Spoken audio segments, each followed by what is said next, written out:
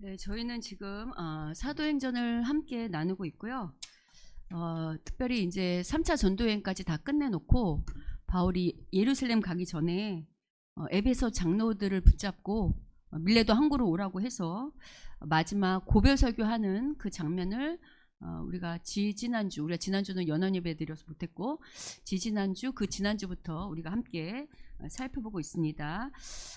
저희가 오늘 이제 25절부터 35절까지 읽었지만 여러분이 이제 생각을 하셔야 되는 것은 20장 17절부터 이제 바울이 이렇게 고별 설교했던 그런 장면들을 떠올리시면서 오늘 설교를 같이 좀 나눠보도록 하겠습니다. 특별히 우리가 이제 지난 기억을 좀 떠올리면 바울이 에베소 장로들을 모아놓고 맨 먼저 무슨 얘기를 했냐면 자기가 에베소 교회를 어떻게 섬겼는지를 이야기를 했었어요. 그 대표적인 세 단어가 뭐였냐면 바로 겸손, 눈물, 그 다음에 오랜 시험을 참음 이거였죠. 그리고 두 번째 무슨 얘기를 했냐면 그런 얘기를 했었어요. 내가 이제 내 앞에 이제 예루살렘으로 올라갈 건데 내 앞에 뭐가 기다리냐면 환난과 결박이 기다리고 있다. 그렇게 예상된다. 이제 그런 얘기, 암넬에 대한 이제 예상을 얘기했었죠. 실제로 이제 우리가 보통 여기 바울이 이 예루살렘에 도착한 연도를 그러니까 학자들마다 좀 다르긴 한데 58년 6월쯤으로 봐요. 그리고 나중에 이제 이 사도행전의 마지막이 바울이 이제 여러 경로를 통해서 바울이 로마에 가고 싶었는데 우리가 이제 나중에 살펴볼 거지만 바울의 기대가 아니라 하나님이 바울을 어떻게 로마로 데리고 가냐면 죄수의 몸으로 데리고 가거든요. 로마까지.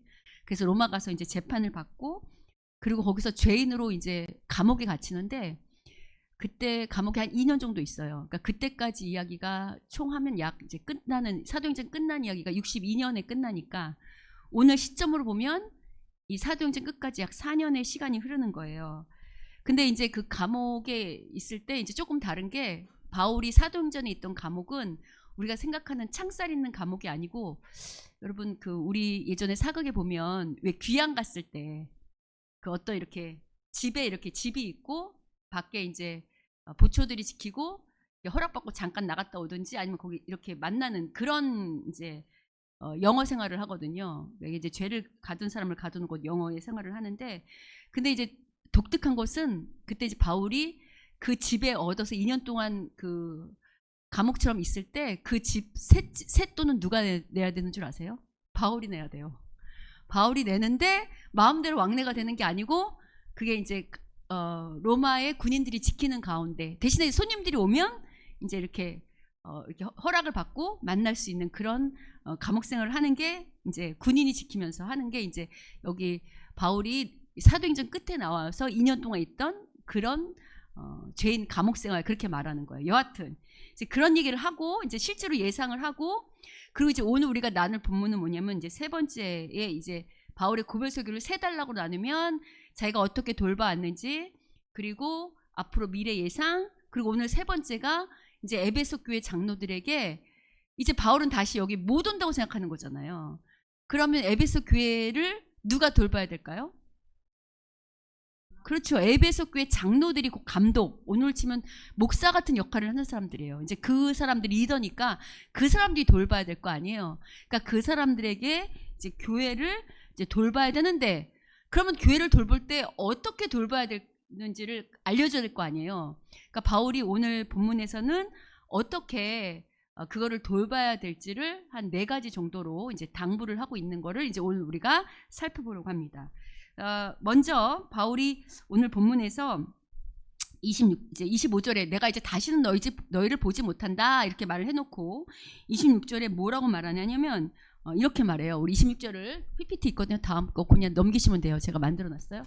다 같이 한번 읽어보겠습니다. 자, 읽겠습니다. 시작. 그러므로 오늘 여러분에게 증언하거니와 모든 사람의 피에 대하여 내가 깨끗하니. 자, 이제 뭐라고 말하냐면 이제 앞으로 돌보라고 말하는데 어떻게 돌보라고 말하냐면 이렇게 말해요. 자, 내가 모든 사람에게 증언하거니와 내가 했던 것처럼 하는데 내가 어떻게 했냐면 모든 사람에 대한 피에 깨끗하고 내가 하나도 거리끼지 않고 하나님의 뜻을 다 전했다는 거예요. 자, 그러면 여기서 모든 사람의 피에 대하여 깨끗하다. 이게 무슨 말일까요? 여러분 생각해 보세요. 모든 사람의 피에 대하여 깨끗하다. 이게 도대체 무슨 말일까요? 여러분 이거는 어떤 이야기냐면 이스라엘 사람들의 히브리적 용어예요. 어떤 용어냐면 이런 용어예요. 이거를 잘 뒷받침해 주는 게 바로 에스겔 33장 8절부터 9절인데 우리 한번 볼까요? 자, 에스겔 33장 8절부터 9절 같이 한번 읽어보겠습니다. 자, 읽겠습니다. 시작.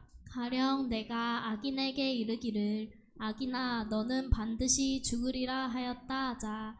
내가 그 악인에게 말로 경고하여 그의 길에서 떠나게 하지 아니하면 그 악인은 자기 죄악으로 말미암아 죽으려니와 내가 그의 피를 내 손에서 찾으리라. 그러나 너는 악인에게 경고하여 돌이켜 그의 길에서 떠나라고 하되 그가 돌이켜 그의 길에서 떠나지 아니하면 그는 자기 죄악으로 말미암아 죽으려니와. 예, 모든 사람의 피에 깨끗하다. 그거는 이게 무슨 얘기냐면 이런 뜻이에요. 이제 이게 지금 하나님이 에스겔에게 말씀하시는 거잖아요. 예를 들면 하나님이 자기 교회를 맡긴 말씀의 사역자들에게 어떤 악한 사람이 있단 말이에요. 그럼 가서 여기 말한 것처럼 하나님이 시키는 대로 야, 하나님께서 너 지금 반드시 죽는다고 했다. 너 그러니까 그 악을 행치 말고 회개해라. 이렇게 경고를 하라는 거예요. 그래서 이렇게 경고를 했을 때 악인이 회개하면 다행인데 만약에 그 악인이 회개하지 않아요. 그러면 그 책임, 피해 값은 누구한테 돌아갈까요? 회개하지 않은 악인한테 돌아가는 거예요. 그런데 하나님께서 이 말씀의 사역자한테 악인한테 가서 경고하라고 말을 했는데 이게 참 여러분 어떤 악인한테 가서 하나님 말씀을 전하는 게 좀 좋은 소리가 아니죠. 가서 권면하고 건징하고 어떻게 보면 책망하는 거잖아요. 근데 여러분 이게 쉬울까 어려울까요? 어려워요. 그러니까 이제 그런 말씀을 했는데도 내가 괜히 저 사람한테 가서 이 말 했다가 관계가 깨지면 어떡하지? 이 말 했다가 괜히 내가 욕먹으면 어떡하지? 하고 우물쭈물 해가지고 말을 못할 수 있겠죠. 그러면 이 피가 이 죄의 값이 누구에게 돌아가냐면 하나님이 지금 선포하라고 했는데 선포하지 않은 이 말씀의 사역자에게 돌아간다는 얘기예요. 그러니까 즉 말씀의 사역자가 책임을 지고 그 피해 값을 토한다. 그게 지금 이 말을 하는 거거든요. 이 에스겔 말을. 그러니까 이런 의미에서 히브리적 용어가 뭐냐면 내가 피에 대해서 깨끗하다. 이 말은 무슨 얘기냐면 나는 하나님이 말씀을 전하라는 대로 전했다는 거예요. 거리낌 없이. 하나님이 가서 악인들에게 너 그거 잘못됐어. 그거 회개해 하면 설사 그걸로 인하여 돌을 맞는다 할지라도. 여러분 바울 돌 많이 맞았나요? 안 맞았나요? 엄청 많이 맞았잖아요. 유대인들에게 늘 대적자였고 늘 돈 맞고 늘 핍박당했잖아요. 그래도 복음을 전하는데 거리낌이 없었죠. 그럴 때 거리낌 없이 그렇게 열심히 복음을 전했다고. 나는 그래서 이 피에 대해서 하나님 시키는 대로 깨끗하다. 그러니까 나는 말씀의 사역자로 거리낌이 있다는 거예요? 없다는 거예요? 없다. 그 말을 하는 거예요. 실제로 여러분 바울이 어떤 일이 있었냐면 여러분 이 바울 당시에 예루살렘 교회에 모교회 그리고 가장 큰 힘을 그러니까 예루살렘 교회가 모교회잖아요. 거기에 총회장 가장 큰 힘을 가졌던 사람이 누구죠? 여러분 사도행전 앞을 떠올리려면 예루살렘 교회를 총 감독했던 사람이 누구예요? 베드로잖아요. 베드로가 수장이라고 그랬잖아요. 수장. 여러분 바울이 열심히 이방인에게 복음을 전할 수 있는 것도 여러분이 사도행전 15장을 떠올리시면 베드로와 그 야고보가 더 이상 율법 지키지도 않아도 돼 하고 이렇게 공증해줬다고 했던 거 기억나세요? 그러니까 여러분 저도 어쨌든 우리 교단의 총회장이 있잖아요. 권세가 있는 자잖아요. 그러니까 그 당시에 총 권세를 가진 자가 베드로라고. 근데 여러분 바울이 그렇게 큰 힘을 가진 베드로에게 어떻게 했냐면 여러분 제가 좀 저희 교단 총회장이 어떤 일을 잘못했어요. 그럼 제가 그 교단 총회장한테 가서 회장님 그렇게 하면 안 된다고 할 수 있을까요? 없을까요? 쉽지 않아요. 근데 바울이 어떤 일이 있었냐면 이런 일이 있었어요. 우리 갈라디아서 2장 11절부터 14절을 좀 같이 읽어볼 건데 자, 같이 한번 읽어볼게요. 일단 11절부터 13절을 먼저 읽어볼게요. 자, 읽어보겠습니다. 읽겠습니다. 시작. 그런데 게바가 안디옥에 왔을 때에 잘못한 일이 있어서 나는 얼굴을 마주보고 그를 나무랐습니다. 그것은 게바가 야고보에게서 몇몇 사람이 오기 전에는 이방 사람들과 함께 음식을 먹다가 그들이 오니 할례 받은 사람들을 두려워하여 그 자리를 떠나 물러난 일입니다.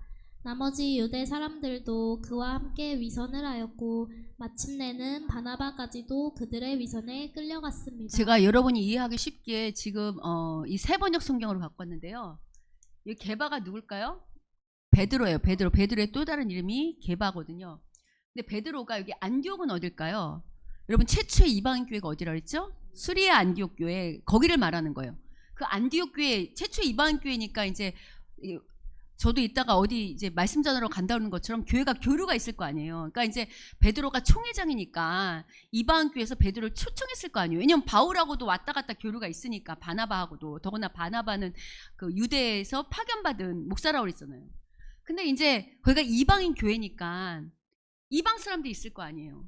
그러니까 이제 우리도 예배 끝나면 뭐 하죠? 같이 식사계 교제 나누죠. 그러니까 이제 베드로도 같이 이방 사람들하고 식탁 교제를 나눴단 말이에요. 근데 문제는 여러분 구약의 이 시대에는 여러분이 생각을 해야 되는 게 바울 당시에는 신약 성경이 있었어요, 없었어요? 없어요. 그럼 이들에게 성경은 구약이에요. 근데 구약을 예수님의 빛으로 재해석하지 않으면 마치 바리새인들처럼 율법 그대로 문자 그대로 이해한단 말이에요. 근데 어떤 일이 있냐면 레위기에 보면 유대인들에게 음식법이 있어요, 없어요? 있어요. 뭘 먹어라 먹지 말라 있단 말이에요. 거기에 이방인들은 부정하니까 같이 식탁 규제를 나누면 안 되는 것처럼 유대인들은 이해했어요. 근데 예수님이 오신다면 그 율법을 다시 해석해야 되는데 그런 이해들이 아직 부족했던 것 같아요. 근데 바울이 어쨌든 베드로가 여기 보면 여기 이방 사람답게 음식을 먹고 있던 거 보이세요? 근데 어떤 일이 있냐면 유대에서 그러니까 예루살렘에서 유대인들이 아직 율법이 어떻게 예수의 성취된지 몰랐던 유대 그리스도인들이 방문을 한 거예요. 근데 그때 보니까 이게 베드로가 이거 괜히 잘못했다가 스캔들 나는 거 아니야? 내가 지금 이방인들하고 식탁에 교제를 하면 내가 지금 목사인데 이렇게 교제했다고 괜히 이거 구설수에 오르는 거 아니야? 하고 어떻게 했냐면 자리를 어떻게 했죠? 빨리 도망갔어요. 피했어요. 근데 이게 베드로가 이러니까 베드로가 총회장을 했죠. 같이 식탁 교제를 나눴던 유대인들도 어떻게 했을까요? 거기를 어떻게 했죠? 떠났어요. 그 위선을 떨었단 말이에요. 거기에 누구도 있었냐면 바나바도 포함되어 있던 거 보이세요? 그럼 바나바는 누구예요? 바나바는 누구예요? 여러분 바나바 모르세요? 바울하고 2차 전도행 전에 1차 전도행 2차 전에 마가 때문에 싸우기 전까지는 바울과 함께 더구나 바울보다 먼저는 리더로서 이방인 선교 다녔던 사람이에요. 이방인이 예수님 믿어도 된다고 생각했던 사람인데 지금 베드로가 도망가니까 지금 바나바도 어떻게 했죠? 도망간 거 보이세요? 그러니까 이걸 보니까 그 다음에 바울이 뭐라고 하냐면 14, 15절 같이 14절 읽어보겠습니다. 읽겠습니다. 시작. 나는 그들이 복음의 진리를 따라 똑바로 걷지 않는 것을 보고 모든 사람 앞에서 게바에게 이렇게 말하였습니다. 당신은 유대 사람인데도 유대 사람처럼 살지 않고 이방 사람처럼 살면서 어찌하여 이방 사람더러 유대 사람이 되라고 강요합니까? 이게 무슨 말이냐면 너도 율법을 제대로 다 지키지 않으면서 그 율법을 지키지 않는다는 건 지금 비꼬는 말이에요. 율법대로 왜 안 지키냐 이게 아니고 네가 정말 예수님 믿었다면 여러분 예수님은 유대인만을 위해서 오신 분인가요? 유대인과 이방인을 위해서 모든 사람을 위해서 오신 분인가요? 그렇죠. 그러면 이제 그 율법 구약의 율법은 그렇게 해석하면 되는 게 아니고 그렇게 가르는 율법이 아니고 하나 되는 여러분 이제는 우리가 구약의 레위기의 그 율법 그대로 먹는 거 먹지 마는 거 지켜요 안 지켜요? 왜 안 지켜죠? 그것이 단순히 먹지 말라는 그런 문자적 의미가 아니고 하나님 안에서 거룩의 의미로 이해했기 때문에 이제 그거 안 지키잖아요. 그러니까 그거를 왜 이해하지 못하고 너도 그렇게 다 못하면서 이방인들 보고 어떻게 예수 제대로 믿으라고 말하겠냐 이렇게 지금 책망했다는 거예요. 네가 똑바로 하지 않으면 네 밑에 있는 사람들이 다 이렇게 엉망진창이 되는데 예수님이 이 땅에 오신 목적이 뭔지 모르고 그것을 너가 알았다 할지라도 그것이 욕먹을까 봐 두려워서 그래서 오히려 바르게 가르쳐야 되는데 자리를 피하고 울선을 떠는 게 맞느냐? 이렇게 책망했다는 거예요. 여러분 이러기가 쉬울까요? 어려울까요? 쉽지 않아요. 근데 지금 바울이 지금 제가 예를 보여드린 거예요. 그래서 바울이 아까 당당히 말한 거예요. 나는 이렇게 모든 피에 대해서 깨끗하다. 나는 하나님의 말씀이 전하는 대로 열심히 전했다라고 말을 하는 거예요. 여러분 우리가 여기서 잠깐 알아야 되는 게 그 다음 PPT 보면 우리가 지금 개혁교회 그러잖아요. 이게 지금 카톨릭을 개혁한 걸 우리가 개혁교회 이렇게 말한단 말이에요. 교회가 교회다우려면 세 가지 증거가 있어야 돼요. 표징이 있어야 돼요. 그게 뭐냐면 세 가지가 첫 번째가 올바른 말씀의 선포, 두 번째가 성리에, 그 다음에 세 번째가 건징이에요. 교회가 교회다우려면 여기서 올바른 말씀이 선포될 뿐만 아니라 성찬식, 그리고 세 번째가 뭐라고요? 건징. 잘못했을 때는 그것이 잘못됐다고 이야기해야 되는 게 교회가 교회다운 역할을 하는 거라고 지금 말하는 거예요. 그래서 27절 그 다음 PPT를 보면 27절을 보시면 이렇게 돼 있죠. 이는 내가 꺼리지 않고 누구의 뜻을 다 전했어요? 하나님의 뜻을 다 전했다고요. 여러분 하나님의 뜻, 그럴 때 하나님의 뜻은 뭘까요? 하나님의 뜻은 하나님의 거룩한 목적과 계획을 말해요. 여러분 우리가 하나님의 목적과 계획은 어디에서 알 수 있을까요? 말씀을 통해 알 수 있어요. 그런데 여러분 우리가 이런 생각을 할 수 있죠. 여러분 우리가 말씀을 통해서 알 수 있다고 한다면 집에서 혼자 말씀 읽고 묵상해도 되잖아요. 그죠? 근데 왜 우리가 이렇게 꼭 공예배 다 같이 모여서 이렇게 예배를 드리는, 그리고 이 시간에 말씀을 듣는 시간을 가지도록 하나님이 교회를 만드시고 이렇게 함께 예배 드리는 시간을 주셨을까요? 여러분 이 성경의 말씀들은 여러분이 생각해 봐야 되는 게 있어요. 이 성경의 말씀은 우리가 개인적으로 묵상하면서 하나님의 뜻을 알 수도 있지만 기본적으로 이 말씀이 지금 여러분 우리가 지금 이 바울이 어쨌든 이게 풀지 못하길 떠나서 바울이 이 사도행전도 다 설교라고 그러잖아요. 이런 말을 쓸 때 누가가 이걸 쓸 때 지금 우리가 사도행전만 봐도 누가 이거 쓸 때 어떤 한 개인을 염두에 쓰고 썼을까요? 아니면 이 말씀이 우리 모두 어떤 이런 여러 사람 공동체에게 선포될 걸 생각하면서 썼을까요? 그렇죠. 여러분 이 성경의 모든 말씀들은 단순히 한 사람만, 물론 이제 어떤 성경이 편지 같은 것은 이제 한 사람을 빌레몬 같이 한 사람을 염두에 쓴 그런 독특한 편지도 있지만 성경의 대부분은 공동체를 묵상하면서 공동체를 염두에 두고 썼단 말이에요. 어떤 공동체. 그럼 그걸 잘 생각한다면 오늘도 동일해요. 물론 혼자서 말씀 읽고 풀어가는 게 어려울 수도 있지만 여러분 오늘 우리가 지금 이렇게 예배 시간에 이렇게 설교를 듣는 게 성경 공부 시간이 아니고 하나님의 메시지를 듣는 시간이죠. 그러니까 무슨 얘기인가? 하나님의 우리를 통해서 하나님의 거룩한 계획과 목적을 말씀하실 때 여러분이 개인적으로 여러분 개인에게 말씀하실 때도 있어요. 그런 것들은 여러분이 집에서 혼자 묵상하면서 얼마든지 그 뜻을 구할 수도 있단 말이에요. 그런데 하나님의 거룩한 계획과 목적은 우리 개인만을 향하나요? 아니면 개인 플러스 공동체를 향한 하나님의 계획과 뜻이 있나요? 그렇죠. 특별히 하나님 나라, 우리 교회뿐만 아니라 큰 하나님 나라라는 거룩한 공동체를 염두에 둔 하나님의 계획과 목적이 있단 말이에요.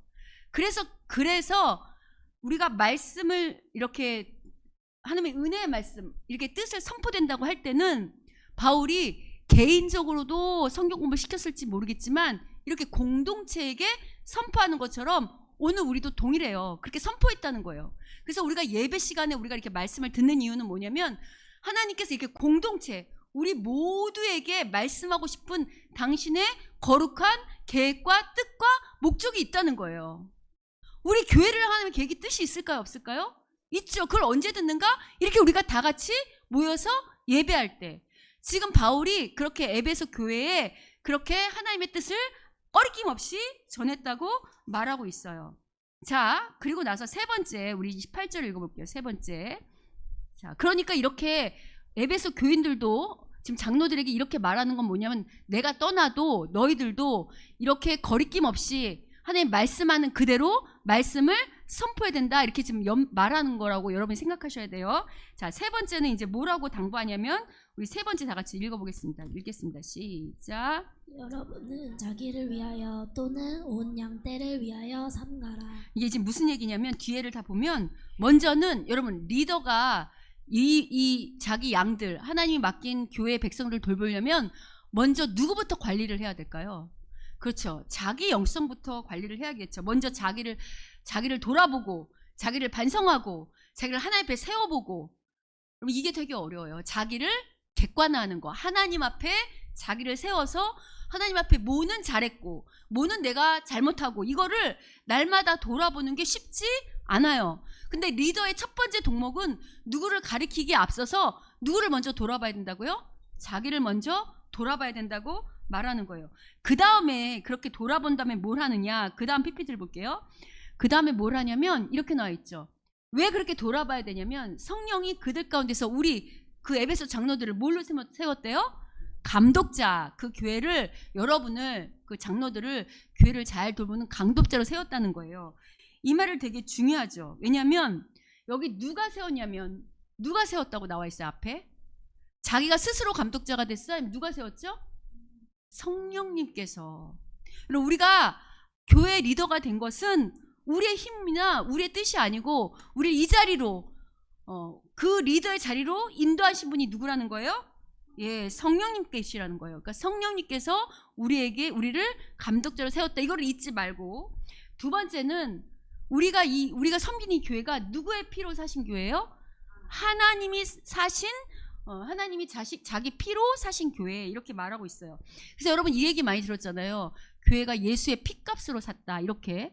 그래서 이제 여기 우리가 보통 여기 하나님이 자기 피로 사신 교회 이렇게 나오니까 어떤 사람들은 이게 예수 그리스도의 피로 산 교회인데 하나님이 자기 피로 샀다고 하니까 어떤 학자는 여기 그리스도가 당신의 아들의 피로 사신, 이 말이 빠졌다, 이렇게 생각하는 사람도 있는데요. 그렇게 할 것이 아니고, 여기서 누가가 생각하는 하나님은 누구를 염두에 둔 걸까요? 여러분, 하나님은 성부 하나님도 있지만 누가 하나님도 있죠? 성자 하나님도 있고 성령 하나님도 있죠. 그러니까 여기서 말하는 하나님은 누구를 말하는 걸까요? 그렇지, 성자 하나님, 예수 그리스도를 말하는 거예요. 예수 그리스도의 피값으로 사신 교회. 그러면 예수 그리스도의 피값으로 산 교회라는 건 또 무슨 뜻일까요? 주님께서 값을 치렀다는 걸까요? 돈을 냈다는 걸까요? 어떤 분은 이거를 마귀에게 예수가 피값을 치렀다, 이렇게 말을 하는 건데, 그런 의미 아니고요. 여기서 피값으로 샀다, 이 말은 가치를 말하는 거야. 가치. 교회가 어떤 가치가 있냐. 왜냐면 실제로 예수님이 돈을 주거나 이렇게 해서 우리를 사신 게 아니잖아요. 그러니까 당신의 목숨을 바쳐서 우리를 사신 거죠. 목숨은 돈으로 환산할 수 있는 게 아니잖아요. 그러니까 교회가 어떤 가치가 있냐면, 이 전능하신 하나님이 목숨을 바쳐서 우리를 당신의 자녀로 삼을 만큼의 어떤 것도 비교할 수 없는 가치가 있는 게 어디냐면 교회예요. 우리 한 사람 한 사람 모인 게 교회라고 할 때, 여러분, 그래서 이렇게 말하면 내가 그렇게 소중해, 내가 예수님의 그 피로 사신 정말 중요한 존재야, 이렇게만 생각하시면 안 되고, 나도 그렇게 중요하지만 내 옆에 있는 우리 형제 자매도 어떻죠? 하나님의 목숨 바쳐 살 만큼 가치가 있는 존재라는 거예요. 그리고 우리 교회가, 그런 사람들이 모인 우리 교회가 그런 가치가 있는 곳이라는 거예요. 그럼 여러분, 교회가 이렇게 가치가 있는 건데 교회를 생각할 때 우리가 함부로 대할 수 있을까요? 교회에 예배드리는 일, 교회에서 우리가 함께 모여서 어떤 일을 도모하는 일, 예를 들면 우리가 지금 다음 주에 우리가 이거 크리스마스 장식하자, 여러분, 이게 그냥 어떤 사람 좋자고 하는 걸까요? 아니면 그 안에 하나님을 사랑하고 하나님께 경배하는 마음이 녹아 있는 걸까요? 그렇다고 한다면 이런 일 자체도 우리가 소홀히 여길 수 있을까요? 아니면 그것도 아주 기가 막힌 가치가 있는 걸까요? 그러니까 여러분이 마음속에, 그러니까 여러분이 우리가 교회를 생각할 때 내가 교회 섬기면 복받아 이런 차원이면 교회를 할 수가 없어요. 내가 그게 아니고 정말 이 교회에 하나님이 이 교회를 어떤 가치를 두셨는지를 염두에 둔다면 우리가 교회에서 행하는 어떤 일들, 또 교회에서 어떤 하는 예배, 우리가 모이는 일, 기도하는 일, 그뿐만 아니라 교회 청소부터 시작해서 우리가 모두 합력하여 선을 이루는 일을 하찮게 여길까 아니면 가치 있게 여길까요? 그래서 그 가치를 알면 우선순위를 어디에 둘까요? 그 하나님 나라, 교회에 두는 거예요. 제 말 이해하십니까? 그렇게 가치를 둔다면 우리가 교회를 옮기는 일도 함부로 할 수 없는 거죠. 그죠? 그런 가치를 둔다면 교회를 얼마나 사랑하게 되겠어요. 아멘이죠. 예, 지금 그 얘기를 하는 거예요. 핏값으로 산 교회, 이게 무슨 말이라고요? 교회가 정말 그 어떤 것보다 가치 있는 공동체다, 그 말을 한다는 거예요. 자, 그 다음에 뭐라고 말하냐면 그 다음에 이렇게 말하고 있어요. 자, 그 다음에 이렇게 말하고 있는데 우리 29절을 보면 내가 떠난 후에 그 다음 구절 보세요. 29, 30절 같이 한번 읽어보겠습니다. 읽겠습니다. 시작. 내가 떠난 후에 사나운 이리가 여러분에게 들어와서 그 양떼를 아끼지 아니하며 또한 여러분 중에서도 제자들을 끌어 자기를 따르게 하려고 어그러진 말을 하는 사람들이 일어날 줄을 내가 아노라. 교회가 이렇게 가치 있는 곳이니까, 이렇게 정말 그 어떤 것 더 바꿀 수 없는 가치 있는 곳이니까 그 리더들 보고, 그러니까 그 피로 사신 교회를 잘 보살피라는 거예요. 근데 문제는 뭐냐면 바울이 이제 떠나잖아요. 바울이 떠나면 사나운 이리가 들어온다는 거예요. 그래서 이 양떼를 해칠 수 있다는 거예요. 그래서 또 밖에서만 들어오는 게 아니라 우리 안에, 이미 예수를 믿는다고 하는 우리 안에 이 사람들 중에서도 이 예수님의 제자들을 올바르게 하나님 앞에 인도하는 게 아니라 자기 뜻대로 혹은 자기 감정대로 혹은 어그러진 말대로 새를 이렇게 무리를 지어서 이 사람들을 다른 데로 데리고 갈 수 있다는 거예요. 여러분, 실제로 그런 일들이 교회 안에 일어날 거 안 일어날까요? 일어나죠. 그리고 이제 바울 당시, 오늘날도 여러분 이단들 있잖아요. 신천지든 여러 가지 이단들 뿐만 아니라 이 말씀을 잘못 해석해서 우리를 교란시킨 사람들이 때때로 있나요, 없나요? 있죠. 바울 당시는 더 많단 말이에요. 바울이 떠나고 나면 다른 복음을 가진 이들이 들어와서 계속해서 교회를 어지럽힌다고요. 그런 일들이 외부에서만 일어나는 게 아니라 우리 가운데서도. 그럼 우리 가운데서 말을 하거나 행동할 때 우리의 말과 행동이 이 말씀을 근거로 한 말씀, 행동과 말이 돼야 되는데, 그런 것하고 상관없이 자기가 살아온 경험이나 자기의 감정이나 자기 어떤 생각들을 어필하면서 그것을 선으로 포장하여 사람들을 혼동케 하고 그들을 요동해 할 수 있을까요, 없을까요? 있겠죠. 그래서 그런 것들을 이야기하는 거예요. 그러니까 너희들이 정신 차려서 그런 어둠의 세력들이 들어올 때 잘 막아야 된다. 실제로 바울은 이런 걸 보면 뭘 알 수 있냐면 그 시대를 읽었음을 알 수 있어요. 왜냐하면 바울 당시에 바울이 떠나면 사나운 양과 이리처럼 많은 그 이단들이 들어와서 이 교회를 어지럽힌 일이 실제로 있었거든요. 나중에 에베소 교회, 이게 지금 에베소 교회 그 장로들한테 당부하는 거잖아요. 에베소를 보면 바울이 이런 편지를 다시 한번 써냅니다. 우리 에베소서 6장 12절부터 13절을 같이 한번 읽어보겠습니다. 자, 에베소서 6장 12절 13절입니다. 읽겠습니다. 시작. 우리의 씨름은 혈과 육에 대한 것이 아니요 정사와 권세와 이 어둠의 세상의 주관자들과 하늘에 있는 악의 영들에게 대함이라. 그러므로 하나님의 전신 갑주를 취하라. 여기 보면 우리의 싸움이 우리의 어떤 육체적 싸움이 아니라 어둠의 세상의 주관자들, 하늘에 있는 영들, 악한 영들과의 싸움인 거 보이십니까? 아멘이죠. 여러분, 특별히 여기서 보면 싸움이라고 안 하고 바울이 뭐라고 했냐면 씨름이라고 했어요. 왜 싸움이라고 안 하고 씨름이라고 할까요? 싸움은 우리가 실제로 막 투닥투닥 하는 게 싸움이잖아요. 근데 악한 권세에 있는 자들은 우리한테 막 이렇게 싸움도 투닥투닥 걸어오는 게 아니고, 그 싸움은 이렇게 막 무슨 일이 있을 때만 싸우는 것으로 생각되지만 그게 아니고, 씨름은 날마다 붙들고 이렇게 씨름한다고 그러잖아요. 날마다 악한 영들이 알게 모르게 우리에게 이렇게 씨름을 걸어온다는 거야. 날마다. 그래서 우리가 아까 제가 서두에 그 얘기 해드렸잖아요. 먼저 자기를 돌봐야 된다. 바울이. 그러려면 우리가 날마다 우리의 경건을 지켜야 되겠죠. 하나님 앞에 우리를 세워보고 기도로 무장하고 말씀으로 무장하고. 여러분 그러지 않으면 우리가 악한 영에게 금방 넘어가요. 여러분이 예배를 한 달만 안 드려보세요. 우리가 악한 자가 된다니까. 여러분이 기도하지 말아보세요. 우리가 악한 사람들이 된다니까요. 그러니까 이런 씨름들이 날마다 걸어오기 때문에 이런 것들에 있어서 우리가 경계하며 그것을 지키며 또 이 교회를 무너뜨리려는 악한 영들이 있을까요? 없을까요?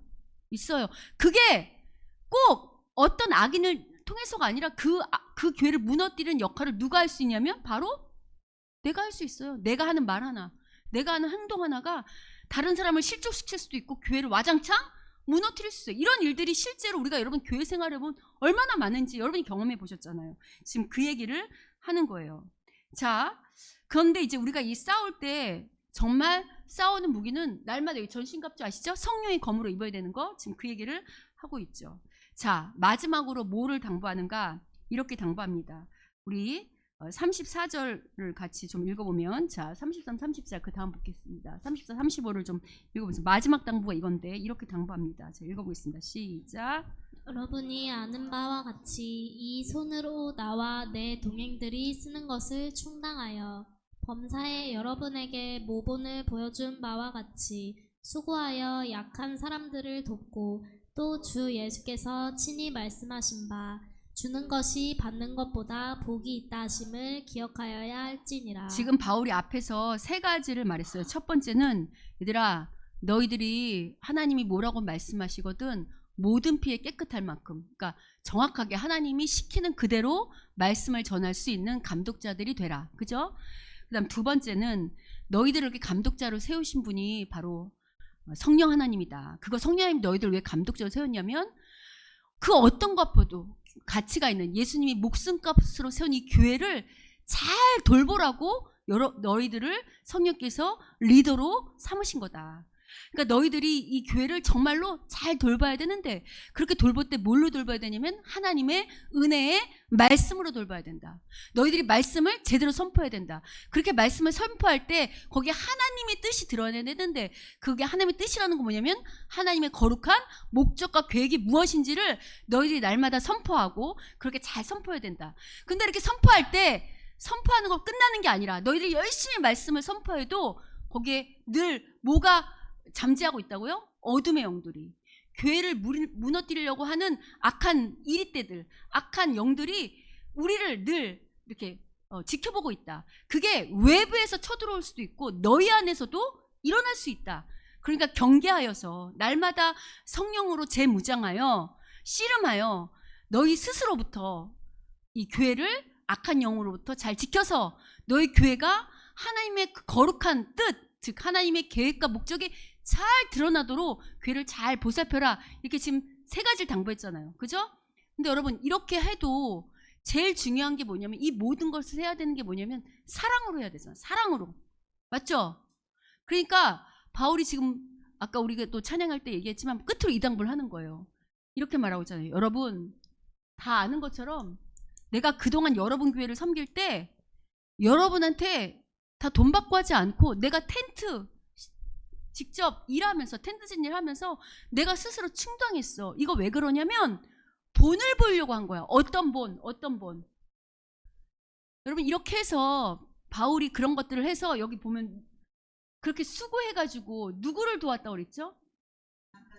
네, 교회 안에 약한 형제들, 어려운 자들을 돕는 일에 내가 본을 보이려고 내가 열심히 일해서 이렇게 충당하는 거 너희들 봤지? 왜?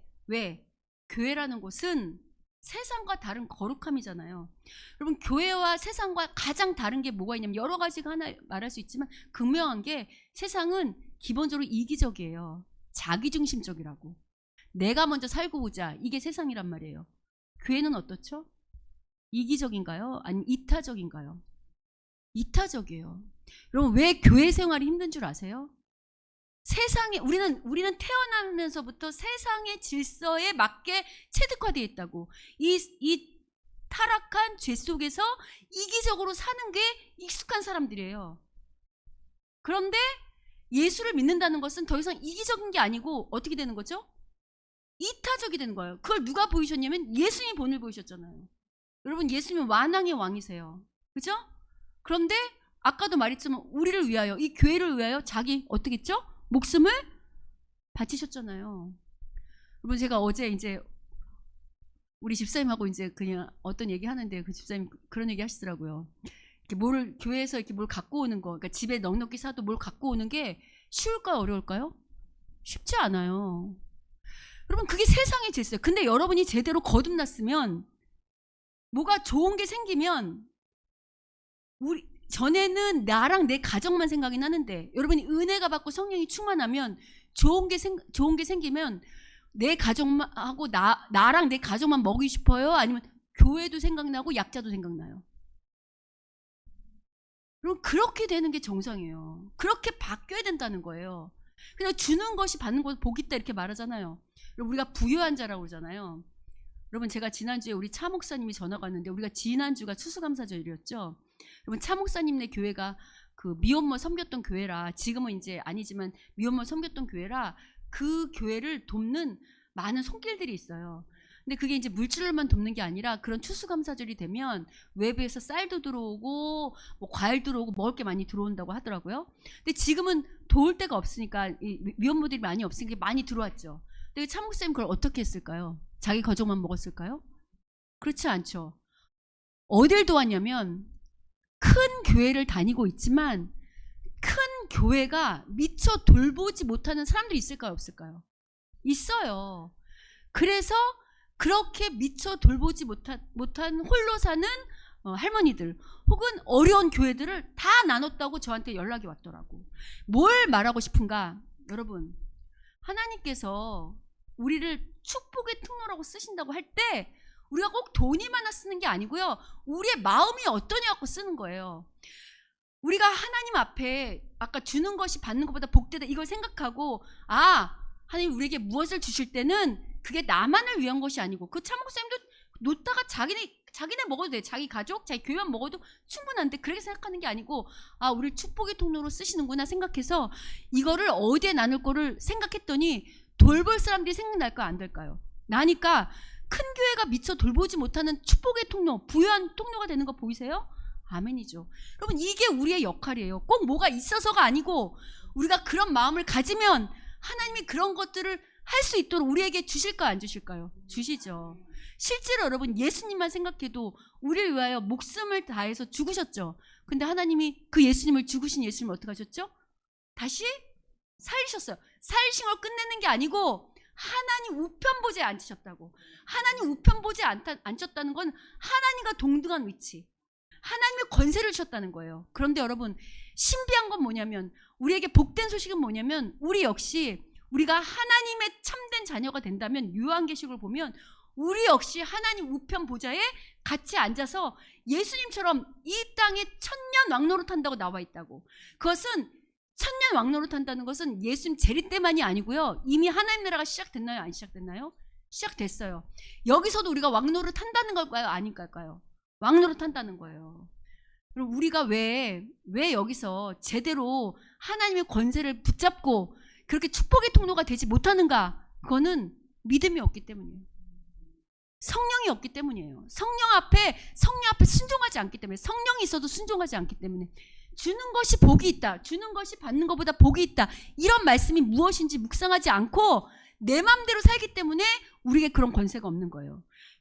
여러분이 이런 말씀 묵상하고, 맞다, 주는 것이 받는 것보다 복이 있다라고 말씀하고, 그걸 묵상하고, 하나님 무엇이 생기거나 어떤 물질이 있거나 무엇이 생겼을 때 하나님 이것을 어떻게 나눌까요? 라고 고민한다면, 여러분의 이 그릇이, 여러분의 영역이 커질까요, 안 커질까요? 당연히 커지겠죠. 여러분, 차 목사님의 교회에 처음부터 그런 것들이 많이 들어왔을까요? 아니겠죠. 근데 자꾸 나눠주니까 하나님 보실 때, 저도 얼마든지 나눠줄 수 있는, 주는 사람이 될 수 있구나 하니까 크기를 자꾸 크게 하셔서 점점 더 많은 사람과 많은 교회들에게 나눠줄 수 있는 교회로 세우신 거잖아요. 여러분, 우리 교회도 이런 교회로 이런 모습으로 나아가야 될 줄 믿습니다. 아멘. 그러려면 여러분, 우리 한 사람 한 사람의 그릇이 어떻게 되죠? 커져야 돼요. 자, 여러분 이렇게 오늘 저는 이 말씀이 바울은 에베소 장로들에게 말했지만 오늘 이 말씀이 누구에게 하는 말씀일까요? 우리에게 하는 말이에요. 특별히 지금 우리 교회에 남은 우리 귀한 성도님들은 다 예수님 20년 30년 믿은 오래된 분들이에요. 말하자면 다 리더들이라고. 여러분 리더는 꼭 목사 타이틀만 담아서 리더가 아니고요. 꼭 목사, 장로, 권사 직분을 받아서 리더가 아니고요. 그런 역할을 진짜로 하는 사람이 하나님 보실 때는 진짜 리더예요. 여러분 이 땅에서 목사, 권사 그런 직분을 받아도 그 역할 못한 사람 있을까요? 없을까요? 많아요. 이 다음에 가면 하나님 오히려 직분을 받고 그 역할을 못하면 이 다음에 가면 오히려 어떻게 되죠? 책망밖에 없을 거예요. 그러나 이런 직분이 없다 할지라도 이런 말씀을 붙잡고 이게 나에게 오늘 하나님이 나에게 하시는 말씀이구나 라는 마음을 가지고 이런 마음가짐으로 교회를 돌보고 살필 뿐만 아니라 주는 것이 받는 것보다 복이 있다고 이 말씀 묵상하면서 그래 내가 축복의 통로가 되리라. 주님이 주시는 것을 나눠주는 축복의 통로라 되리라고 그렇게 생각하는 그런 사람들을 하나님께서 귀하게 쓰실 뿐만 아니라 그런 사람들을 리더라고 칭찬하시고 그 역할을 잘 감당한 자들에게 마치 예수님 우편에 앉히신 것처럼 이 땅에서 우리에게 그런 권세와 그런 능력과 힘을 주실까 안 주실까요? 주시겠죠. 아멘이죠. 바라기는 오늘 이 당부가 단순히 에베소 교회 장로들에게 하는 것이 아니라 우리 모두에게 하는 것. 특별히 우리가 영적인 눈과 귀가 열려서 오늘 나에게 뭐라고 당부하시는지를 깨닫고 그대로 순종함으로 말미암아 이 권세와 권위를 가지고 하나님께 칭찬받는 바울처럼 이렇게 칭찬받는 그리고 에베소 감독들 뿐만 아니라 우리도 그 반열에 올라서 칭찬받는 우리 모두가 되시기를 그 복을 누리는 우리 모두가 되시기를 주님의 이름으로 축원합니다. 아멘. 자, 우리 이 시간 찬양할 때 우리는 주의 백성이오니 그 찬양 함께 하시겠습니다.